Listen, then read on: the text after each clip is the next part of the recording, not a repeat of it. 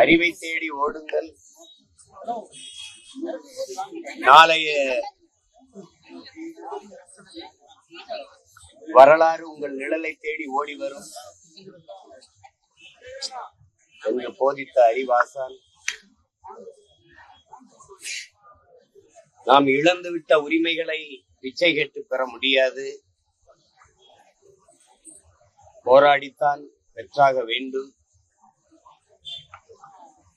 கோயில்களில் எப்போதும் ஆடுகளைத்தான் பலியிடுகிறார்களே ஒழிய சிங்கங்களை அல்ல. தன்னுடைய புரட்சி மொழிகளால்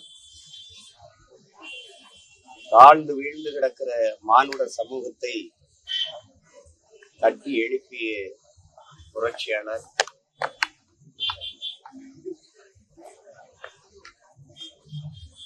ஆயிரம் ஆண்டுகள் நாம் அடிமையாக வாழ்வதை விட ஒரு நொடியேனும் சுதந்திரமாக வீரமாக வாழ்ந்து சாவது மேலானது என்று உரிமை இழந்து அடிமைப்பட்டு கிடக்கிற சமூகங்களுக்கெல்லாம் உணர்வு சூடேற்றி விசிப்பிய புரட்சியாளர்.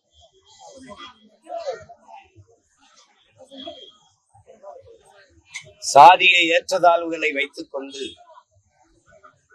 சமூக மேம்பாடு சமூக முன்னேற்றம் என்று பேசுவதெல்லாம் சாக்கடை குழியின் மேலே போடுகிற சந்தன பந்தலுக்கு சமமானது, மலக்குழியின் மேலே போடுகிற மல்லிகை பந்தலுக்கு சமமானது என்று சாதிய இழிவை துடைத்தெறிய நாம் போராடாமல் இருப்பதை விட செத்து ஒழிவதே மேலானது என்று கற்பித்து சாதிய இழிவை தீண்டாமை கொடுமையை ஒழித்து சமநிலை சமூகம் உருவாக்க பாடுபட்ட சமத்துவ நாயகன், இந்திய ஒன்றியத்தினுடைய அரசியல் சாசனத்தை வகுத்து கொடுத்த சட்ட மேதை அண்ணல் அம்பேத்கர், புரட்சியாளர் அண்ணல் அம்பேத்கர். மக்களுக்காக போராடுகிறவன் தலைவன்,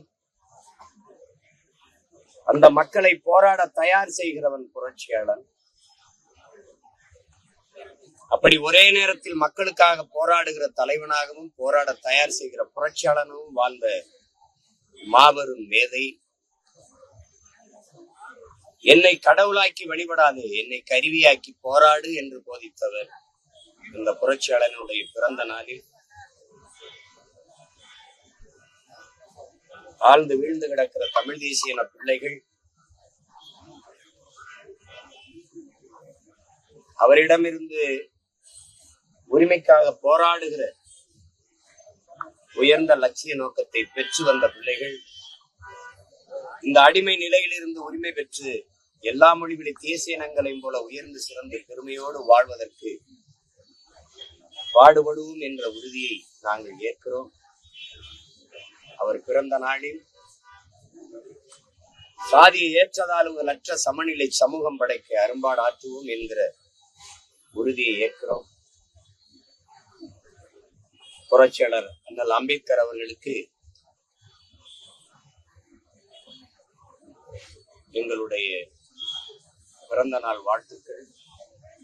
இவருடைய புரட்சி வணக்கத்தையும் புகழ் வணக்கத்தையும் செலுத்துவதில் பெருமை அடையும்.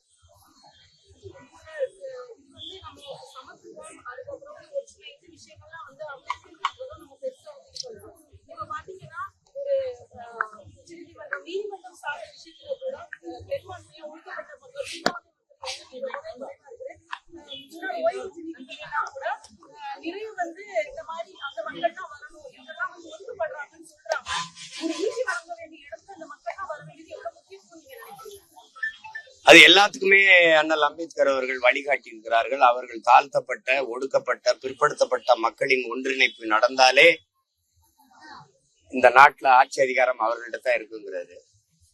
நம்ம ஒடுக்கப்பட்ட மக்களுக்குள்ள 1 கோடி பிளவு இருக்கு, அப்புறம் தாழ்த்தப்பட்ட மக்களுக்குள்ள பல பிரிவுகள் இருக்கு.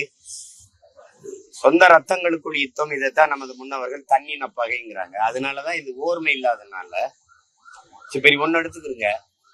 நாங்க தாழ்த்தப்பட்டவர்கள், எங்களுக்குள்ள எத்தனை அரசியல் அமைப்பு, ஒடுக்கப்பட்டவர்கள் எங்களுக்குள்ள எத்தனை அரசியல் அமைப்பு, சரி இஸ்லாமிய மக்கள் எங்களுக்குள்ள எத்தனை அரசியல் அமைப்பு.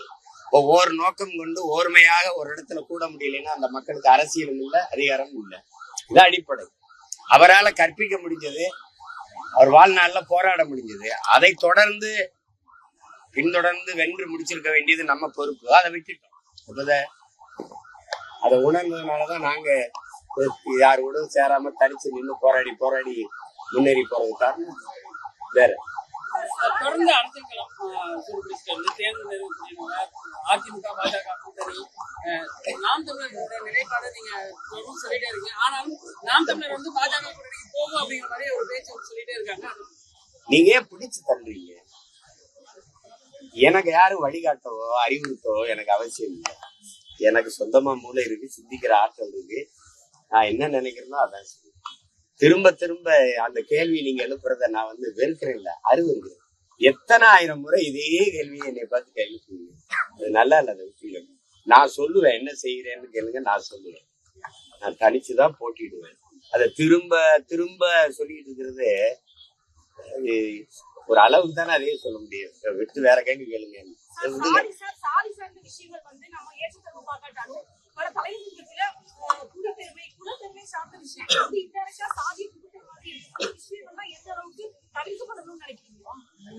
அதுதான், அது ஒரு மனநோய். அது ஒவ்வொரு மனிதனுடைய சிந்தனையில் படிந்து இருக்கிற அழுக்கு.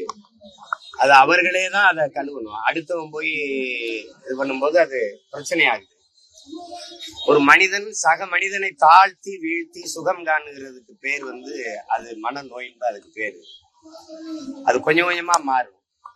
இப்ப எங்களை பொறுத்தவரை நாங்க அதுக்கு தீர்க்கிறதுக்கு ஒரு அருமருந்தா என்னன்னா, அந்த வகுப்பு வாரி பிரதிநிதித்துவத்தை தான் கடைசி கருவியா கருதுறோம்.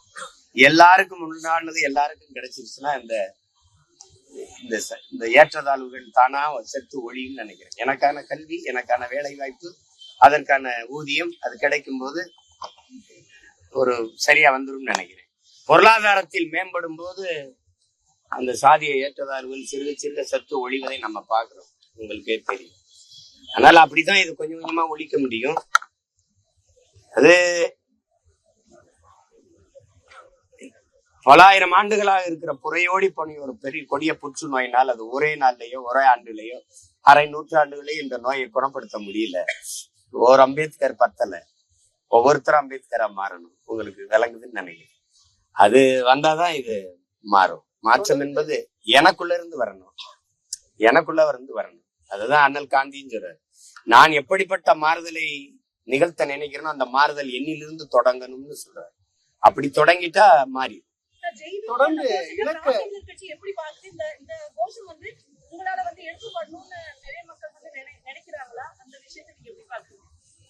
அது செய்யறோம். அதையே தமிழ் படுத்தி முழக்கமிடணும் நாங்க விரும்புவோம். உங்களுக்கு புரியுதுன்னு நினைக்கிறேன். அது தலித்துங்கிறது எந்த மொழி சொல்லணும் உங்களால சொல்ல முடியுமா? எங்களுக்கு பெருமைக்குரிய ஒரு அடையாளம் இருக்கு. நாங்க தமிழர், அதுல ஆதி தமிழருங்கிற ஒரு திமிரும் பெருமிதம் எங்களுக்கு இருக்கு. அப்ப அந்த அடையாளத்துல இருக்கிறத நாங்க விரும்புவோம். சும்மா யாதவ், தலித்து, யாதவ்னா எந்த யாதவ்? பீகார் யாதவா இல்ல உத்தரப்பிரதேச யாதவா? பல பிரச்சனைகள் இருக்கு. அதனால நான் கோன் என்று சொல்லிக்கிறதா நான் பெருமைப்படுவேன். நான் ஆதி தமிழன் என்று சொல்லிக்கிறதான் பெருமைப்படுவேன். ஜெய்பீம்னு முழங்குறதுல எனக்கு ஒரு சிறுமையும் கிடையாது, பல மடங்கு பெருமைதான். அதே என் தம்பி எல்லாம் இப்ப ஜெய்பீம்னு சொல்லும்போது நாங்கள் திருப்பி ஜெய்பீம்னு முழங்கதான் செய்வோம். அதை நாங்க ஒரு படி மேல போய் தமிழ் படுத்தி முழங்குவோம், அவ்வளவுதான்.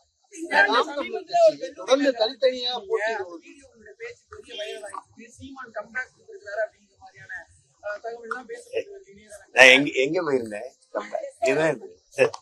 வேற தொடர்ந்து நாங்க தனிச்சுதான் போட்டிடுவோம் அப்படின்னு சொல்றீங்க. ஒரு இலக்கை நீங்க நிர்ணயிச்சு அதை தொடர்ந்து பயணிக்கிறீங்க. இந்த அதிகாரத்தை எப்போ அடைவீங்க? இலக்கு அது உங்களுக்கு சொல்றேனே, இழந்து விட்ட உங்களுக்கு அண்ணல் அம்பேத்கர் தான். இங்க தேர்தல் அரசியல், திருடர் பாதை, தேர்தல் பாதை, ஓட்டு பொறுக்கிகள், அதுல எல்லாம் எனக்கு உடன்பாடு இல்லை. மக்களாட்சியை ஏற்றுக்கொண்ட ஒரு நாட்டுல கடைசி வலிமை அரசியல் அதிகார வலிமை தான். அதனால அம்பேத்கர் உங்களுக்கு தெரியும், உலகத்துல அவரை போல அறிவாசான் எவனும் இல்லை, அவரை போல கல்வியாளர் அவரே சொல்லிட்டாரு. எல்லா துன்ப போட்டுகளுக்குமான சாவி ஆட்சி அதிகாரம் மட்டுமே. அதிகாரம் மிக வலிமையானதுன்ட்டாரு. அதை நாங்க முழுக்க ஏற்றுக்கிட்டோம்.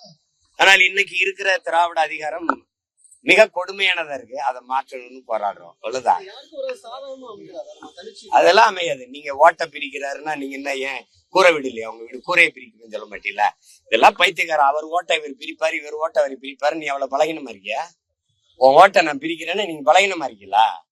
அவ்வளவு வலுவிழந்து இருக்கீங்களா? அப்படி பேசக்கூடாது. அப்படி பேசக்கூடாது. எங்களுக்கு ஒரு கோட்பாடு இருக்கு, ஒரு நோக்கம் இருக்கு. நீங்க திரும்ப திரும்ப சொல்றீங்க ஊழலை ஒழிக்கணும்னு எல்லாரும் சொல்றீங்க. யாரோட சேர்ந்து ஒழிக்கலாம்? மதுக்கடையை மூடணுங்கிறீங்க. யாரோட சேர்ந்து மூடலாம்? மது ஆலைகள் வச்சிருக்க உரிமையாளர்களோட சேர்ந்து மதுவை முடிவீல? இந்த மாதிரி வேலைகளை எல்லாம் பேசிட்டே திருப்பி பேசிட்டு கூடாது. என்னையும் சேர்த்துக்கொண்டு இந்த சாக்கடைகளை தள்ளுறதுல நீங்க எல்லாரும் பேரார்வம் கொண்டு இருக்கிறீங்க. நான் அது எங்க விருப்பம். நான் தற்காலிக தோல்விக்காக நிரந்தர வெற்றியை இழக்க தயாராக இல்லை. என்னுடைய பயணம் என் கால்களை நம்பிதான். எங்களின் பயணம் எங்கள் கால்களை நம்பிதான். அடுத்தவருடைய கால்களையோ தோள்களை நம்பி எங்கள் லட்சிய பயணம் இல்லை. ஏன்னா அடுத்தவர் கால்களை நம்பி நான் பயணித்தால் அது அவர் நினைக்கிற இடத்துக்கு போக வெளியே என் கனவை சுமந்து போகாது. அதனால அதை விட்டுருங்க. வேற ஏதாவது கேளுங்க.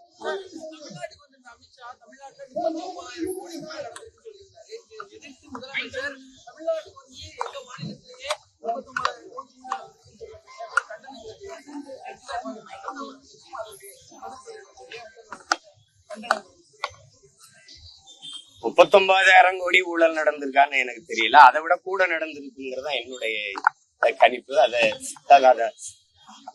அது ஒரு ஊழலே நடக்கலைங்கிறீங்களா இல்ல நடந்திருக்குங்கிறீங்களா? அப்படியா? அப்படியா? சரி, ஐயா துரைமுருகன் சொல்ற மாதிரிதான் சொல்லணும். சபாசு அப்படிதான் சொல்லணும். வேற ஏதாவது சொல்லணும்.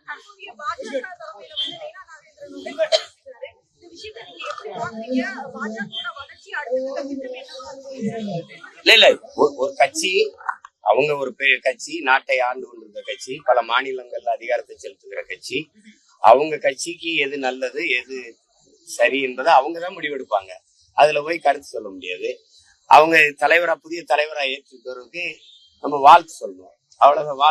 வாழ்த்துக்கள் சொல்லிட்டேன். அவ்வளவுதான். அது அவங்க கட்சி கருத்து நிலைப்பாடு. அதுல போய் நம்ம தலையிட முடியாது.